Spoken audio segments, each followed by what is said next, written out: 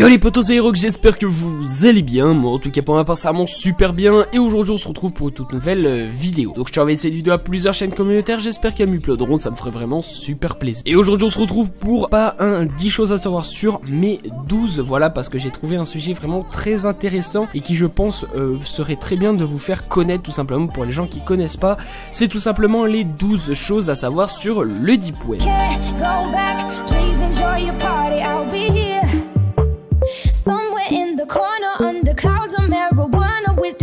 Alors il faut savoir tout simplement que le Deep Web représente 96% du web en général. Donc je vais vous afficher une image pour un peu imager ce que je dis. Donc en gros, le Deep Web est géré par des hackers qui sont très qualifiés, un tas de personnes qui sont également anonymes. Et pour vous donner un ordre d'idée, voilà, le web que nous utilisons tous les jours ne représenterait que 4% du web, tandis que le Deep Web, quant à lui, représente 96% de l'espace disponible. La deuxième chose à savoir, c'est que les énigmes sont énormément présentes sur le Deep Web. En effet, le site propose des énigmes pour les personnes dites hautement intelligentes. Pour les résoudre, il faut avoir une grande capacité de réflexion, des talents en hacking et une excellente connaissance du Deep Web. Certains disent qu'il s'agit d'une méthode de recrutement pour le MI6. Donc pour ceux qui ne regardent pas James Bond, tout simplement le MI6 c'est une agence secrète où il y a des espions etc. Britanniques, voilà, c'est le service de renseignement britannique si vous préférez. La troisième chose à savoir c'est que le Deep Web est un nid à virus. Tout simplement, quand vous allez vous connecter au Deep Web, les hackers vont tout de suite aller s'attaquer à votre ordinateur en mettant des virus comme le cheval de Troie etc. qui vous bloquent complètement votre ordinateur, vous pouvez rien faire, même pas l'éteindre. Comme ça ensuite eux ils peuvent s'attaquer à vos coordonnées bancaires, à vos mots de passe concernant vos réseaux sociaux, etc. etc. La quatrième chose à savoir qui elle est assez flippante, c'est tout simplement que sur le Deep Web on peut engager un tueur à gages. Pour tuer quelqu'un qui se trouve aux États-Unis, il faut compter 10 000 $, et pour les Européens, il faut compter 12 000 $. Cela peut grimper jusqu'à 100 000 $ pour une personne qui est assez difficile à tuer, comme pas des hommes d'État, mais des personnes assez haut placées. Après, certains définissent quand même des limites. Il ne faut pas tuer des femmes enceintes, des gens âgés qui sont âgés en dessous de 16 ans, pardon, excusez-moi. Donc voilà, il y a quand même des limites, mais ça fait quand même froid dans le dos. La cinquième chose à savoir, c'est tout simplement qu'on peut retrouver des drogues. Voilà, on peut acheter des drogues, c'est un peu comme Amazon de la drogue, si vous préférez. Donc on peut retrouver du cannabis, de la cocaïne, de l'héroïne, de l'ecstasy, de l'opium, des stimulants, des cookies avec de la bœuf, etc. Bref, des trucs vraiment de fou furieux. Donc si vous avez envie d'aller voir, je vous invite à aller sur le Deep Web. La sixième chose à savoir, c'est que c'est un lieu d'expression pour la presse étrangère comme ceux de la Corée du Nord. Tout simplement, la Corée du Nord c'est une dictature et on a très peu tout simplement d'informations sur ce pays, car on n'a pas le droit d'entrer dans le pays et ni d'en sortir. Voilà, ils ont qu'une seule chaîne, ils n'ont pas de carte du monde, ils ne savent pas ce qu'il y a comme pays autour du leur. Et donc certaines personnes postent sur le Deep Web des articles concernant le pays, donc en anonyme bien sûr pour pas se faire repérer.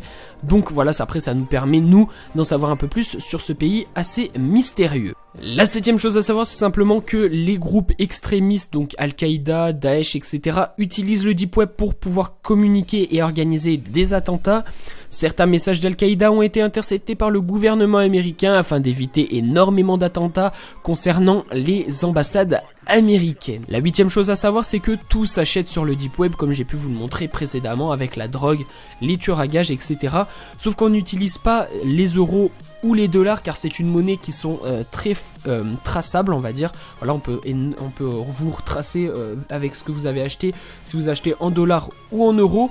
Donc sur le Deep Web, on n'utilise pas de dollars ou d'euros, on utilise le Bitcoin. En gros, un Bitcoin c'est égal à 230 €. Et donc ensuite vous allez pouvoir acheter, par exemple pour tuer quelqu'un, vous allez utiliser 10 Bitcoins ou un truc comme ça. Voilà, je vous donne un peu un exemple. Ensuite, la neuvième chose à savoir, c'est tout simplement quelque chose d'assez choquant. Donc pour les personnes qui sont un peu sensibles, que je vais vous mettre une image à l'écran, faites pause ou passez à l'anecdote suivante. C'est tout simplement qu'on peut acheter de la chair humaine. Donc certains sites internet proposent de tuer quelqu'un et ensuite de vous envoyer la chair humaine. Donc c'est bien congelé, etc. Bref, je ne sais pas vraiment le procédé parce que j'en ai jamais acheté, voilà. Mais il faut savoir qu'on peut acheter quand même de la chair humaine. La dixième chose à savoir, c'est que le Deep Web est un système très bien défendu par énormément de hackers et des cardeurs. Donc des cardeurs, pour ceux qui ne savent pas, c'est tout simplement des trafiquants de cartes bancaires qui volent des cartes bancaires. Donc par exemple en mettant des virus sur votre ordinateur. Et donc par exemple, il y a un hacker qui a envoyé un colis contenant de l'héroïne à quelqu'un.